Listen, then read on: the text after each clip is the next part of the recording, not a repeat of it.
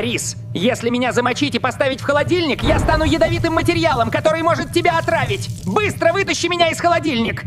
Я чеснок. Холод в холодильнике превращает меня в токсичное вещество, которое поражает печень. Достань меня из холодильника быстро и не храни меня в нем.